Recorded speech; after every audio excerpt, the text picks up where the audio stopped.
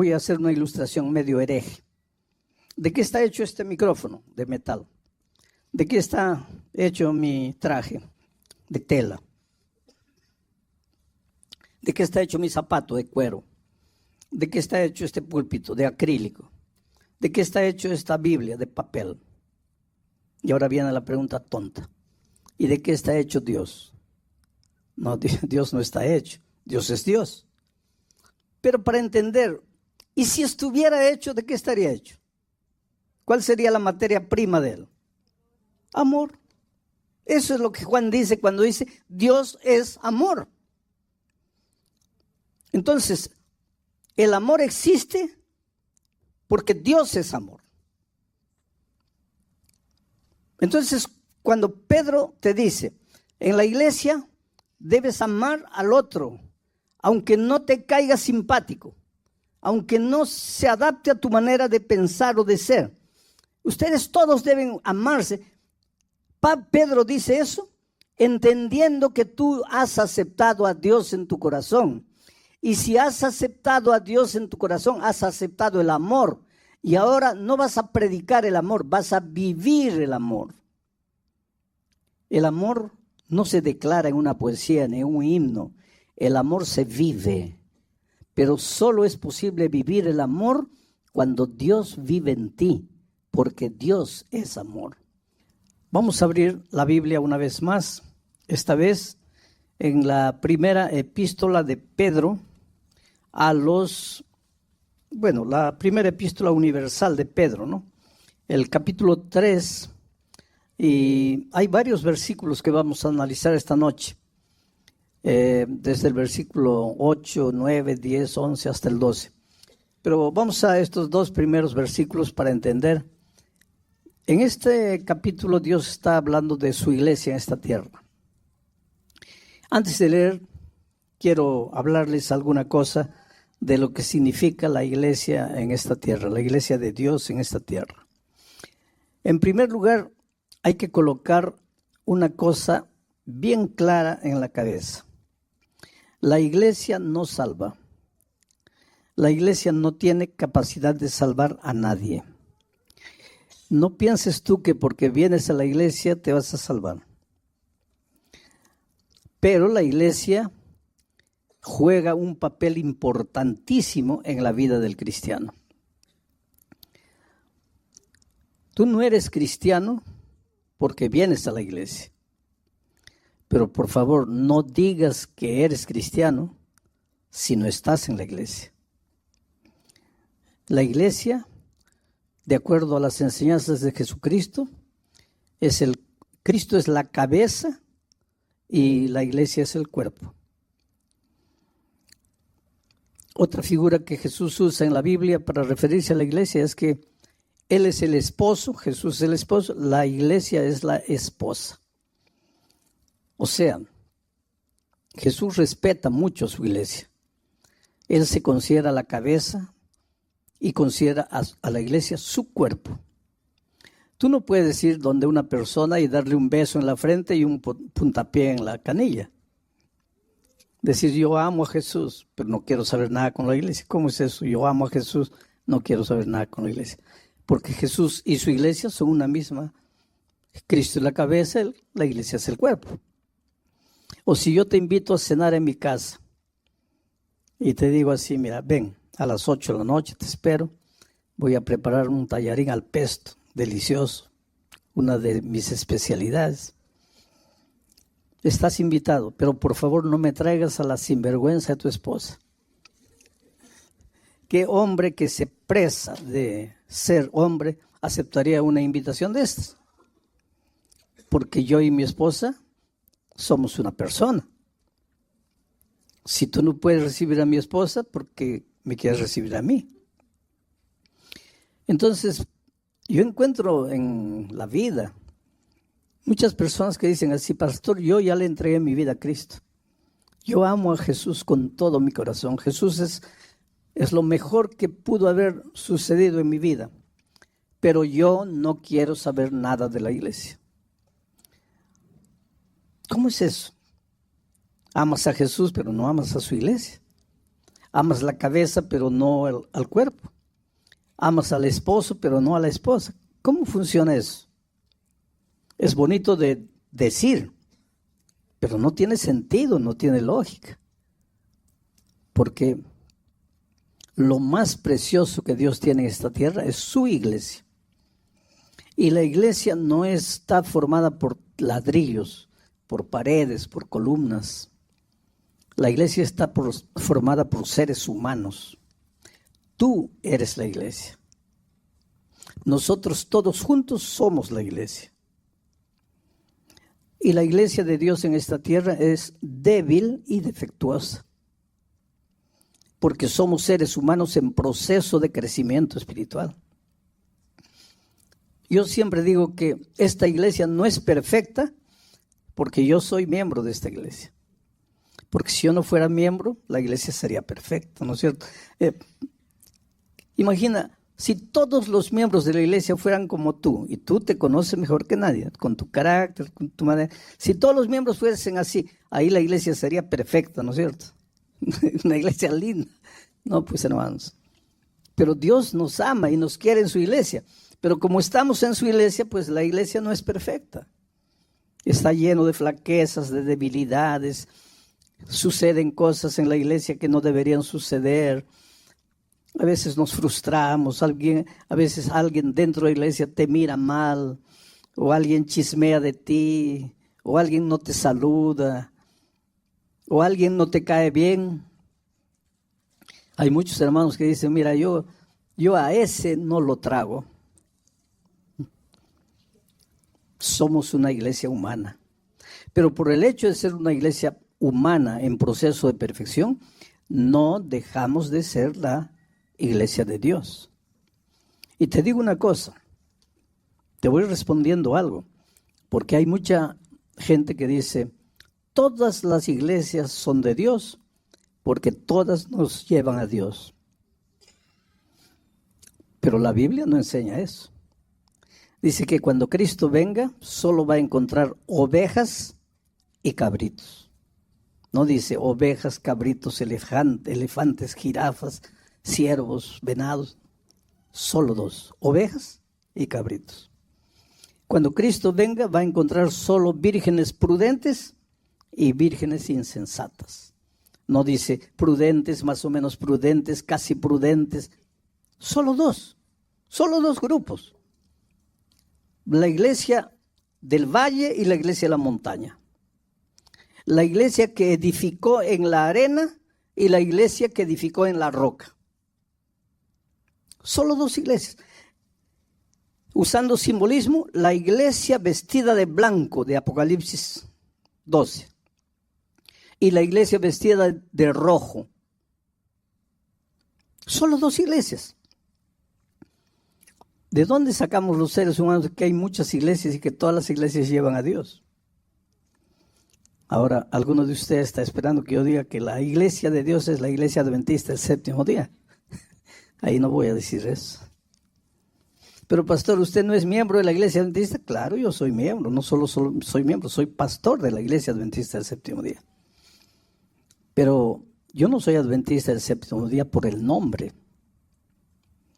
Y cuando tú busques la iglesia de Dios en esta tierra, no busques a la iglesia por su nombre. Búscala por sus características, no por el nombre. Yo me acuerdo que cuando era un joven misionero en la selva, iba a haber una ceremonia bautismal. Y yo no podía bautizar porque los pastores de la iglesia adventista, si no estamos ordenados, todavía no podemos bautizar. A no ser que nos den una autorización especial y no haya ningún pastor ordenado presente. Entonces yo no podía bautizar. Le escribí al presidente, le dije, mire, tengo candidatos para el bautismo. El sábado vamos a tener un bautismo bonito. Y mañana en la noche voy a explicar por qué una persona necesita bautizarse. No es un detalle simple en la vida del cristiano, es muy importante. Pero ¿por qué? Teológicamente, mañana les voy a mostrar por qué una persona debería bautizarse. Y si tú me dices, pero pastor, yo ya fui bautizado cuando era un niño. Mañana te voy a explicar cuánto vale el bautismo de cuando eras un niño. Pero pastor, ya fui bautizado antes de conocer todo el mensaje cristiano. Entonces te voy a explicar mañana con la Biblia todas esas cosas relacionadas con el bautismo.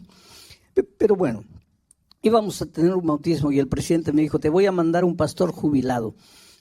¿Cómo se llama el pastor? Mateo Aguilar. Pero yo no lo conozco.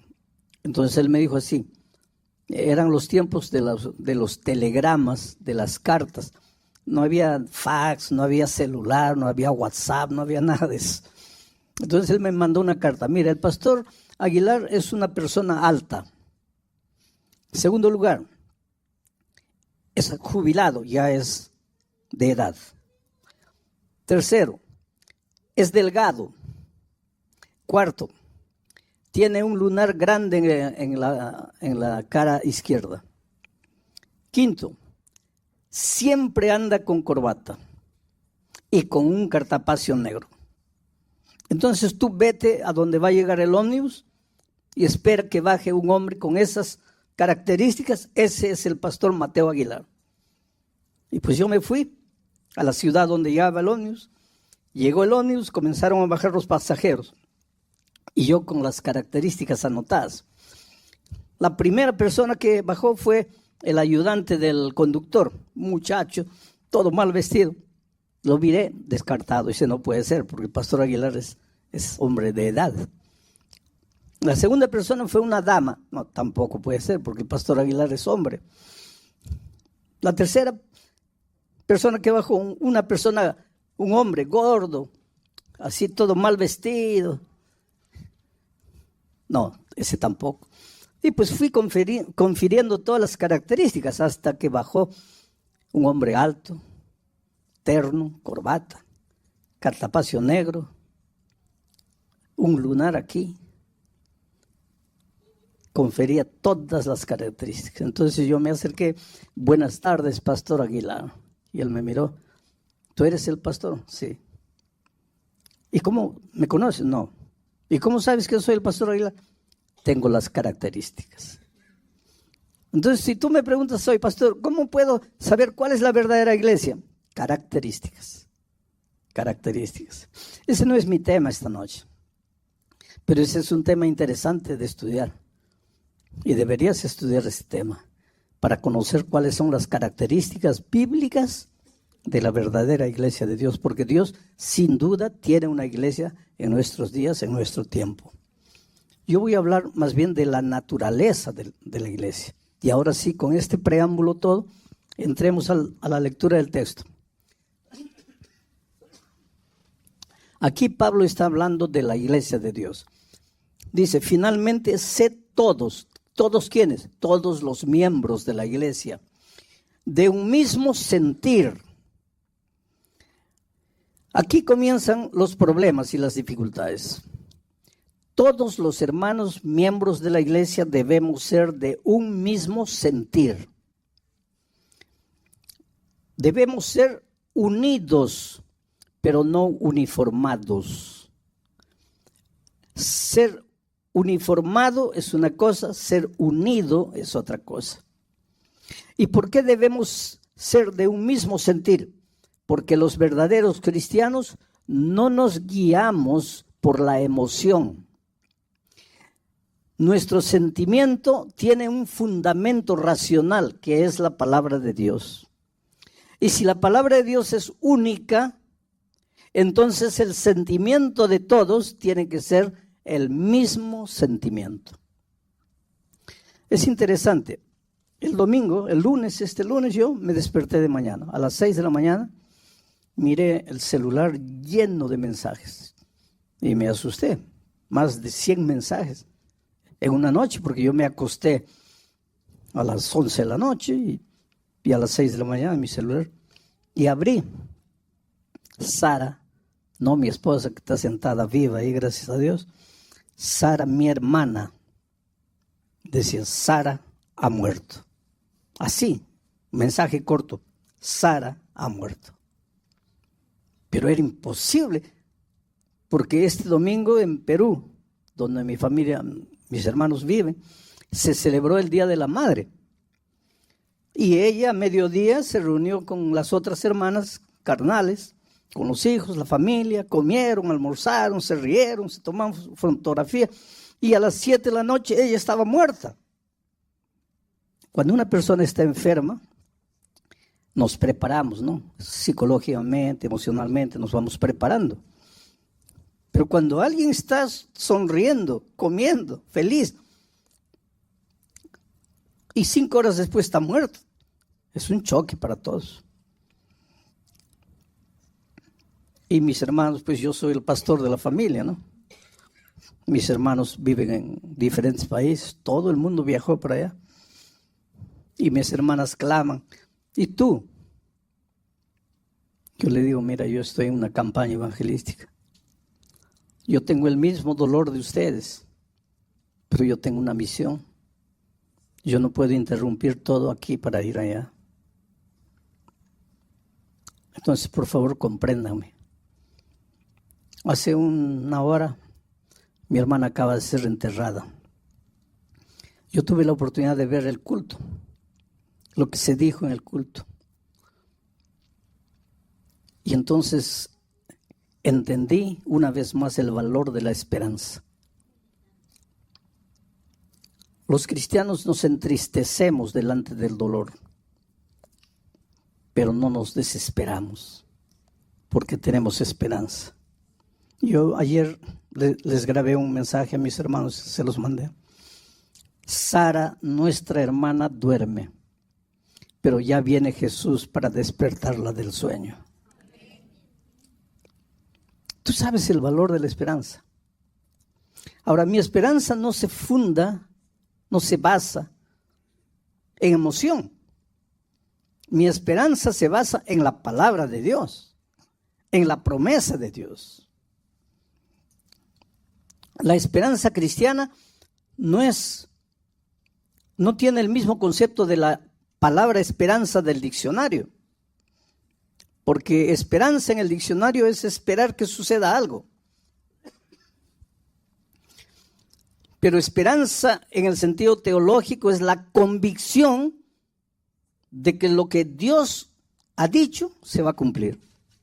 No es esperanza, no es ojalá que se cumpla. Mi hermana ha muerto, pero la palabra de Dios dice que ella duerme y que cuando Jesús vuelva va a resucitar. Y eso no es ojalá que suceda, eso es convicción de que va a ser así, porque la palabra de Dios lo dice.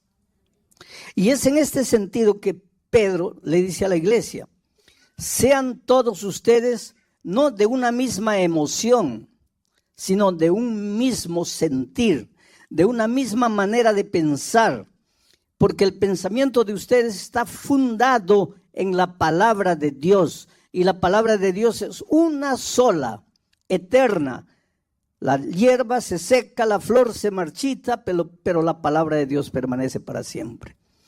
Por eso, queridos, los cristianos, cuando vienen las tormentas, la oscuridad, la lluvia, las tragedias, las dificultades, somos seres humanos y podemos derramar una lágrima. ¿Tú crees que mis hermanos no han llorado? ¿Tú crees que yo en silencio no he derramado una lágrima? Pero estoy aquí predicando con convicción, con seguridad, con esperanza.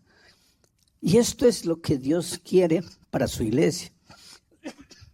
No que cada uno piense como quiera. Y el hecho de que cada uno no puede pensar como quiera, no es que Dios es enemigo de la libertad. Tú eres libre, pero eres libre para aceptar o para rechazar la palabra de Dios. Tú no eres libre para tomar la palabra de Dios y decir, bueno, aquí dice blanco, está bien, está escrito, pero yo creo que es rojo. Esa libertad Dios no te ha dado. Dios te ha dado libertad para, aquí dice blanco, pero yo no acepto que sea blanco. Eso puedes hacerlo. O acepto. Pero decir, no. Y querer crear tu propio raciocinio para explicar que este blanco es rojo, esa libertad Dios no te ha dado. A los seres humanos Dios nos ha dado. El único que establece lo que es principio, lo que es valor, es Dios, no es el hombre. El hombre puede aceptar los principios y valores establecidos por Dios o puede rechazarlos, pero no puede raciocinarlos, no puede adaptarlos, no puede cortarlos, ni por aquí ni por allá. En Brasil tenemos una expresión, eu acho. ¿Cuántos brasileños hay aquí? ¿Ah? El eu acho. ¿Qué es ese eu acho? Eu creo, yo creo. A mí me parece, yo creo. Delante de la palabra de Dios no hay yo creo. No puedes tú tomar la palabra de Dios y adaptarla a tu manera de pensar, adaptarla a tu cultura, adaptarla a tu antojo. O tú aceptas la palabra o la rechazas. Y la palabra no es el pastor. La palabra no es la junta de iglesia. La palabra es la palabra. Por eso tienes la palabra de Dios en tus manos, para que con tus ojos veas lo que está escrito. Esto es lo que Pablo le está dando a la iglesia, diciendo a la iglesia. Sed todos de un mismo sentir, compasivos. Esa palabra compasivos, en realidad en el original griego, debería decir así, dice, pero no ha sido traducido así. Dice, sean empáticos, pero en esos tiempos no existía la palabra empático como nosotros tenemos hoy. ¿Qué cosa es ser empático? Es colocarme en el lugar del otro antes de juzgarlo. Los Pieles Rojas en los Estados Unidos, ellos dicen que si quieres criticar a un cojo, si quieres criticar a una persona que anda cojeando, primero colócate sus zapatos y camina 5 kilómetros con el zapato del cojo para entender por qué cojea. Esto es interesantísimo. Eso es empatía. Ves en la iglesia uno medio antipático, antes de condenarlo, antes de juzgarlo, antes de emitir tu opinión, pregúntate dónde nació, cuándo nació, de dónde viene, quiénes fueron sus padres, cómo fue criado. Por ejemplo, yo fui criado con amor, con mucho amor por parte de mis padres. Fui criado con valores, con principios, con la educación, con la palabra de Dios en mi mano. Y de repente, una persona que nació, creció, fue maltratada de niño, fue abandonado, vivió en la calle, aprendió a usar drogas, a beber, a fumar, y un día finalmente se convierte, viene a la iglesia. ¿Cómo vas a comparar la experiencia cristiana de ese hombre con todo el background que tiene, con mi experiencia espiritual, con una manera de crecer completamente diferente? Es injusto. Por eso en la iglesia lo que Pedro está diciendo es: no entres a la iglesia y comiences a mirar a las personas para juzgarlas. Si quieres juzgarlas, primero viste la ropa de él, vive la historia de él y después vas a entender por qué él es así. Porque la iglesia es un desfile, una acuarela maravillosa, hermanos. En la iglesia hay rosas lindas y maravillosas, rojas, hay otras blancas, hay otras amarillas, y hay otras que no son rosas, son claveles, y hay otros que son lirios, y hay otras que son amapolas. Dios en su iglesia tiene un jardín, características diferentes. Está el hermano hablador, habla hasta por los codos. Está el hermano que nunca habla. Está el hermano que sonríe, el hermano que nunca sonríe, parece un bulldog, pero es un hombre manso y dulce, pero no sonríe. Todos lo miran y le tienen miedo. Pero es que Dios caracteriza, por eso la iglesia no puede ser uniformada. Pero el hecho de que no seamos todos iguales no quiere decir que no tengamos un mismo sentir. Podemos vivir en unidad, con un mismo sentimiento. ¿Por qué? Porque nuestro sentimiento no es emoción. Está fundamentado en la palabra de Dios, que es única, eterna y que no cambia nunca. Finalmente, sed todos de un mismo sentir, compasivos, amándoos fraternalmente. Ese amándoos es clave, porque viene la palabra amor. Y nosotros los seres humanos a veces con nuestra manera de pensar no entendemos los conceptos divinos. Juan dice que Dios es amor. Para que tú entiendas lo que significa Dios es amor, te voy a hacer pensar de esta manera. Voy a hacer una ilustración medio hereje. ¿De qué está hecho este micrófono? De metal.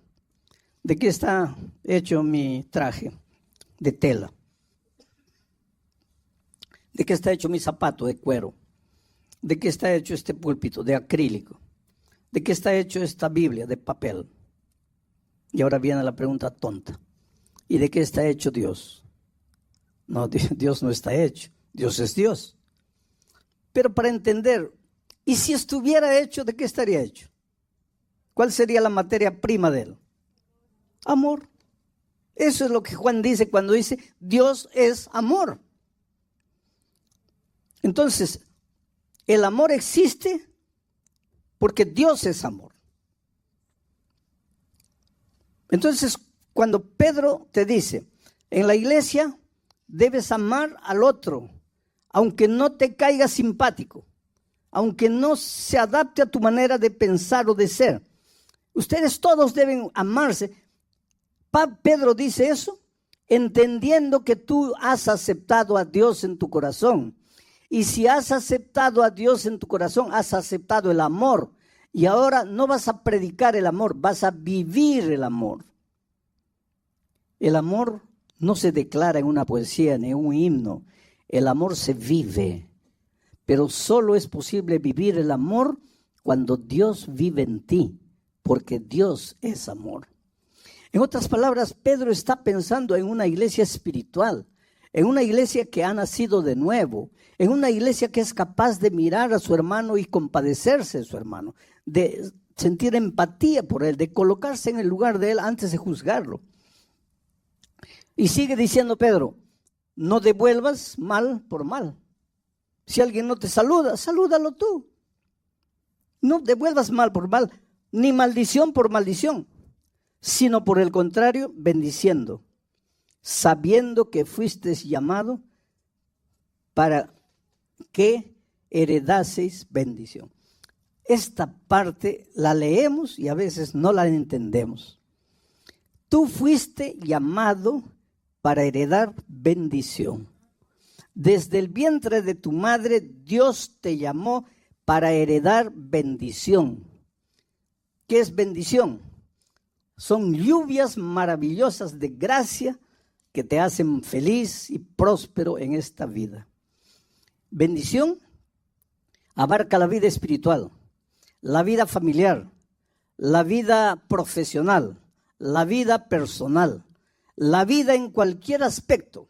Dios quiere que seas un hombre, una mujer bendito, que todo lo que tus manos toquen prospere, que cuando tú inicias una carrera profesional llegues al fin, que envejezcas feliz, con paz en tu corazón, que ya viejo y cansado veas a tus hijos prosperando, creciendo, tengas la alegría de ver a tus nietos y que cuando la muerte te alcance, que es el sueño y el descanso que todos dormiremos hasta la venida de Cristo, tú duermas en paz porque has sido bendecido. Tú has sido llamado por Dios para eso. Ahora me vas a decir, pero pastor, ¿por qué eso no es una realidad de mi vida? Está bonito ahí, he sido llamado para una vida de bendición, pero ¿dónde está la bendición? Es que si la bendición no ha llegado a tu vida, es tal vez porque todavía no has entregado tu corazón a Jesús. Tal vez hasta te has unido a la iglesia, pero no le has entregado el control de tu vida a Dios. Por eso es que en la iglesia te incomoda la actitud de las otras personas. Por eso es que cuando entras a la iglesia te sientes medio mal. Por eso es que muchas veces entra a tu cabeza la idea, bueno, yo acepto a Jesús, pero la iglesia no. ¿Por qué? Porque hay gente orgullosa, porque hay gente mentirosa, porque hay gente soberbia. Mi padre una vez, yo le dije, papá, ¿tú conoces la palabra de Dios? Mi madre conoce hace años, nosotros hemos crecido en la iglesia. Y él me dice, mira, el otro día yo vi a un hermano que estaba predicando en la iglesia y lo vi con la Biblia en la mano en un bar bebiendo cerveza. Para ser hipócrita, sí, yo no quiero. Ese no es argumento, querido. Y hay mucha gente que dice, no, porque yo lo vi a él haciendo algo indebido. Así que ese es argumento para que tú no pertenezcas a la iglesia de Dios, para que tú no formes parte del pueblo de Dios. No puede ser. Yo siempre uso una figura interesante. En los tiempos antes del diluvio, Dios quería salvar a sus hijos. La gente estaba perdida, no quería saber nada de Dios, pero Dios quería salvar a sus hijos. Y Dios llamó a Noé y le dijo, mira Noé, voy a destruir el mundo con un diluvio. Hasta ese día nunca había caído una gota de agua del cielo. No existía lluvia. Y me vas a decir, ¿y cómo se irrigaba la tierra? Se irrigaba con un vapor que salía de la tierra, pero no caía agua del cielo. Entonces, cuando Noé salió a predicar diciendo, Dios va a castigar este mundo con un diluvio, todo el mundo pensaba, Noé, estás loco. Va a llover, estás loco. Nunca ha caído una gota del cielo. ¿Cómo es que va a caer agua del cielo? Estás loco. Y eso nos enseña que el mensaje que tenemos que predicar en este mundo a veces parece un mensaje loco. ¿Cómo loco? Todo el mundo trabaja de lunes a sábado. El domingo descansa. Y tu mensaje es loco, porque tú dices, el sábado hay que descansar porque Dios dice. Estás loco. ¿Cómo estás loco? Pero tú sabes que no estás loco, porque es la palabra de Dios que llegó a ti. Y Noé sabía que no estaba loco porque Dios le dijo, va a caer un diluvio. Y el diluvio llegó.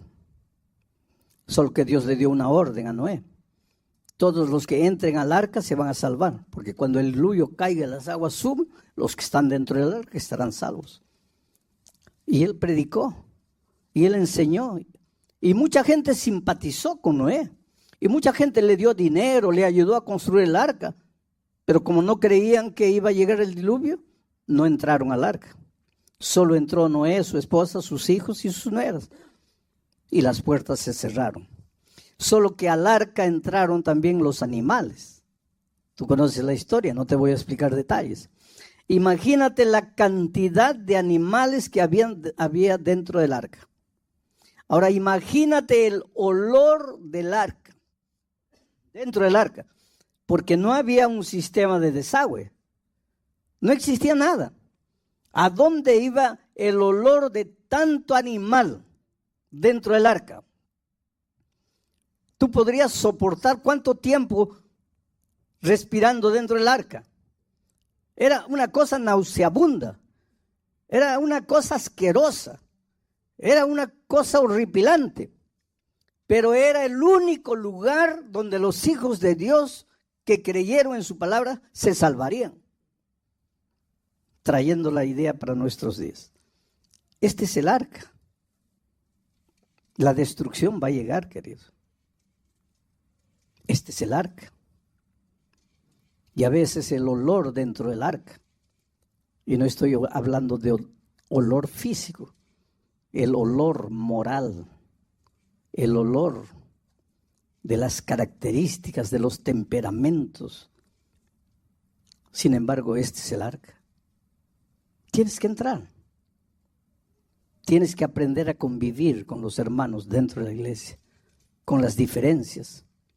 Tú mira al Señor Jesucristo y camina y sigue a Jesús.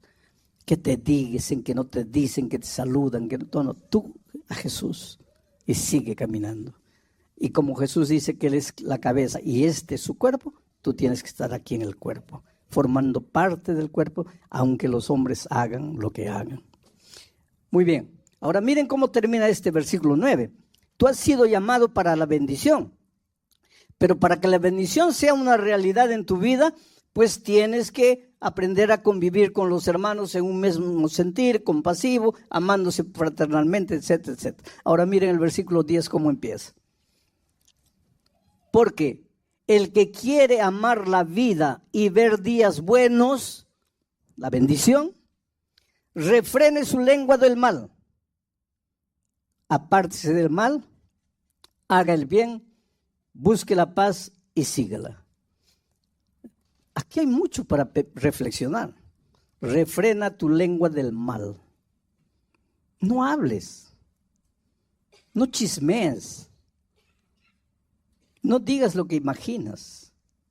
Y si escuchas algo, que muera en ti. ¿Por qué pasas por el otro? Tú has escuchado o has visto alguna vez esa ilustración. Si yo vengo aquí a la señora y le digo en el oído, y después tú le pasas mi mensaje a ella en el oído, y tú en el oído, todavía en el oído, y yo te digo, el cielo está azul y esplendoroso. Dile a ella. Ahí tú le dices a ella, el cielo. Y ella, y cuando llega allá, no es nada de lo que yo le dije a ella, porque allá llegó todo distorsionado. El chisme es así. Entonces, refrena tu lengua. No, ¿has escuchado? ¿Qué has escuchado? ¿Tú quieres bendición? Tú has sido llamado para hacer una bendición en la tierra, para ser un hombre, una mujer bendecido. Pero si quieres que eso sea una realidad, aprende a controlar tu lengua. Que tus labios no hablen mentira, no hablen engaño. Apártate del mal, haz el bien, busca la paz y síguela. ¿Por qué tienes que estar peleando? ¿Por qué tienes que estar discutiendo? Nadie pierde por callar la boca. Reflexiona. Pero todo eso viene de Dios. Si tú no le abres el corazón a Dios, si tú no permites que Jesús viva en tu vida, estas características nunca van a ser realidad en tu vida. Y como consecuencia, la bendición va a ser un sueño, una ilusión, pero no una realidad que la puedes vivir. Y finalmente, miren la última parte. Porque, versículo 12, porque los ojos del Señor están sobre los justos. ¿A quién cuida el Señor? A los justos. ¿Y quién es justo? No el que nunca peca. Porque Salomón dice, 7 veces cae el justo. Salomón no dice 7 veces cae el pecador. Dice cae el justo. Y ahora más me hace preguntar, ¿quiere decir que los justos también caen? Claro. Hasta la medida de Cristo vamos a cargar lo que expliqué anoche, la naturaleza pecaminosa. Y mientras carguemos la naturaleza pecaminosa, estamos sujetos a caer en cualquier momento. Nuestra única seguridad es Cristo. Pero los ojos de Jehová están sobre los justos. Te protegen, te vigilan, te defienden. Los ojos de Jehová están sobre los justos. Pero el rostro del Señor está contra aquellos que hacen el mal. Ahora, esta frase necesita ser explicada. Los ojos del Señor están contra los que hacen el mal. En la Biblia, especialmente en la literatura judía, y Pedro era un judío y se deja influenciar por esa cultura judía. En la literatura judía existe lo que se llama la literatura atributiva. ¿Qué significa eso? Que Dios, por el hecho de ser Dios, se le atribuye todo a Él, aunque Él no sea el originador de las cosas. Pero como Él es Dios, finalmente en la literatura hebrea se le atribuye todo a Dios. Como cuando dice, y Dios endureció el corazón de Faraón. No, Dios no endureció el corazón de Faraón. Pero es un estilo de la literatura hebraica para referirse al hecho de que Faraón endureció su corazón. Pero como Dios es Dios, finalmente la literatura responsabiliza a Dios. Aquí se le atribuye a Dios el mal de los pecadores.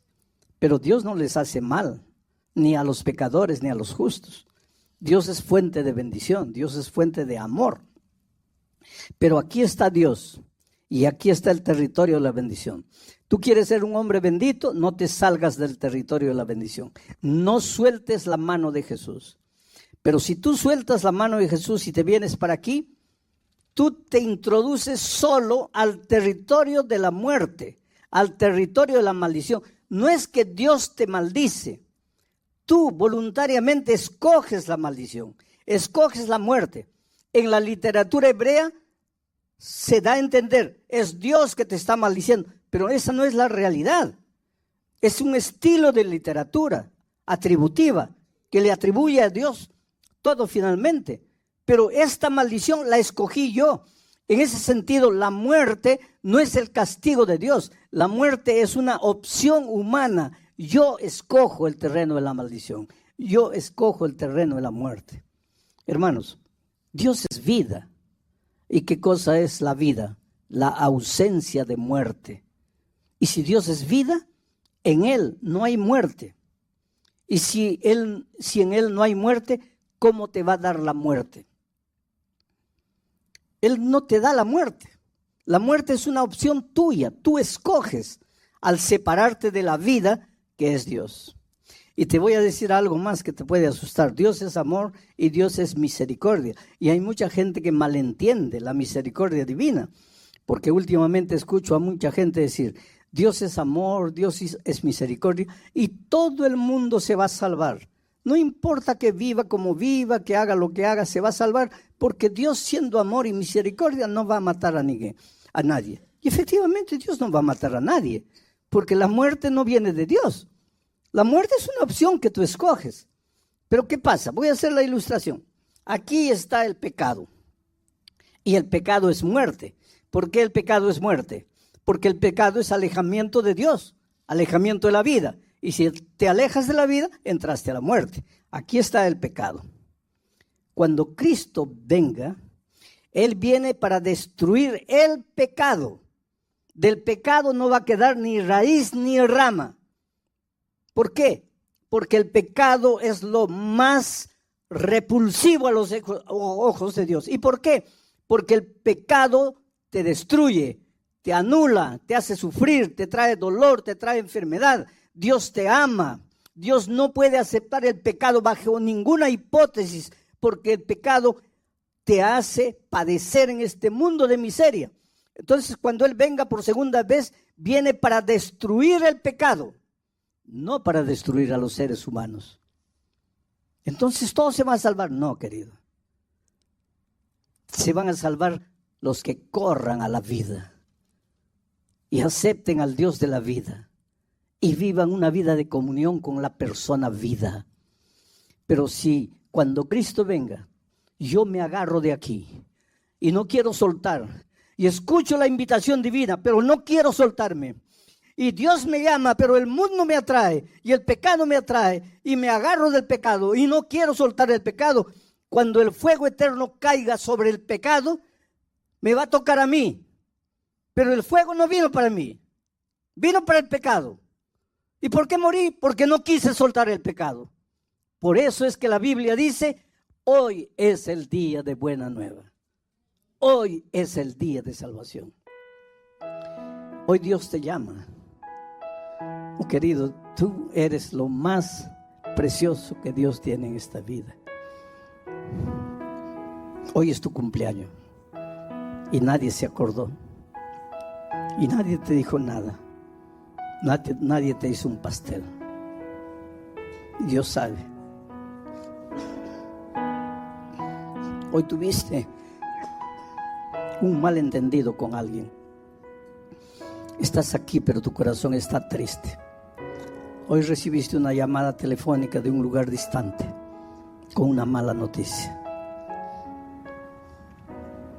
Inclusive pensaste en no venir. Estás tan arrasado. Dios te conoce. Dios sabe. Tú eres como un pajarito en las manos de Dios. Un pajarito herido. Y Dios te toma y te atrae a su corazón. Si tú aceptas el amor de Jesús y te dejas amar por Jesús, tú vas a sentir el palpitar, el latido del corazón de Jesús. ¿Cómo te ama? Fuiste llamado para ser una bendición. Dios quiere que vivas una vida buena, que seas feliz, realizado. Vas a encontrar dificultades en la vida, pero Dios te va a ayudar a vencer. Pero para eso tienes que entregarle el corazón a Jesús. Tienes que rendirte a Él. Tienes que consagrarte a Él. Toda la semana he hecho invitaciones. Estas invitaciones las hago en todos los países del mundo. Hace algún tiempo atrás yo estaba en Estados Unidos.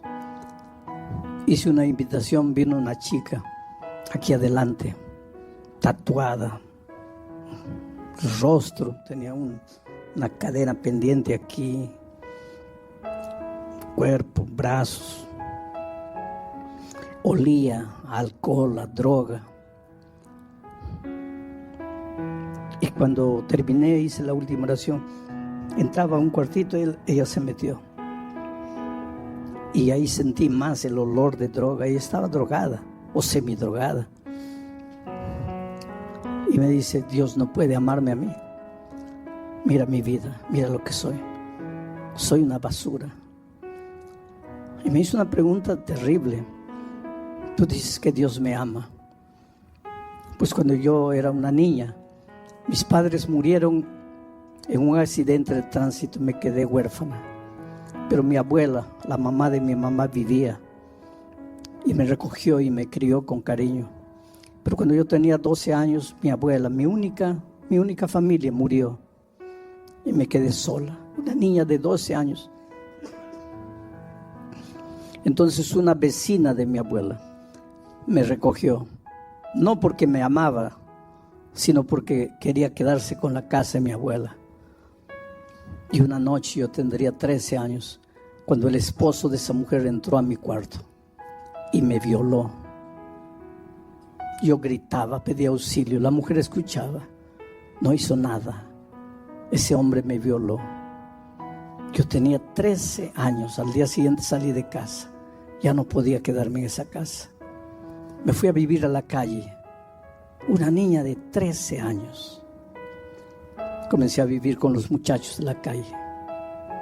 Fui violada una vez y otra vez y otra vez por los chicos de la calle. Aprendí a fumar, a beber, a usar drogas.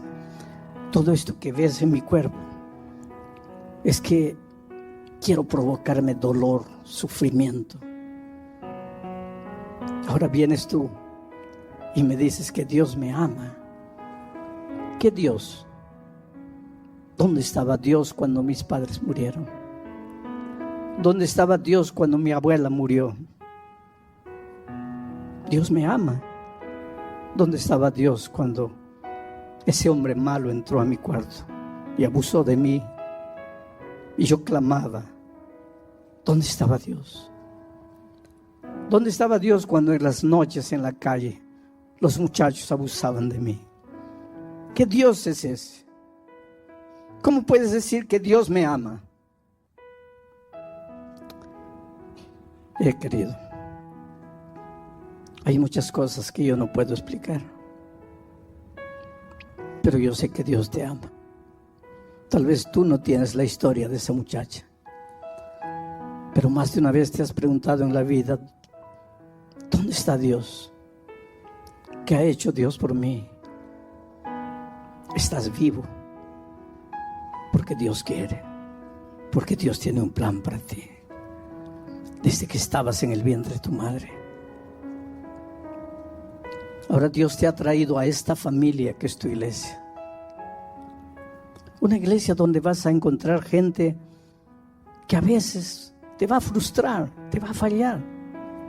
Pero este es el cuerpo de Dios. Esta es la iglesia de Dios. Entonces mi invitación para ti esta noche es la siguiente. ¿Aceptas al Señor Jesucristo como tu Salvador? ¿Y quieres formar parte de su familia en esta tierra? Yo te voy a pedir que te levantes y vengas. Si tú aceptas a Jesús y si tú deseas formar parte de la familia de Dios, a pesar de las imperfecciones que puedes encontrar en la iglesia. ¿Quién es la primera persona que quisiera levantarse y venir? ¿Quieres venir entregándole tu corazón a Jesús una vez más? Aunque ya te hayas levantado las otras noches, ven de nuevo. Ven, esta es una confirmación de la voz de Dios.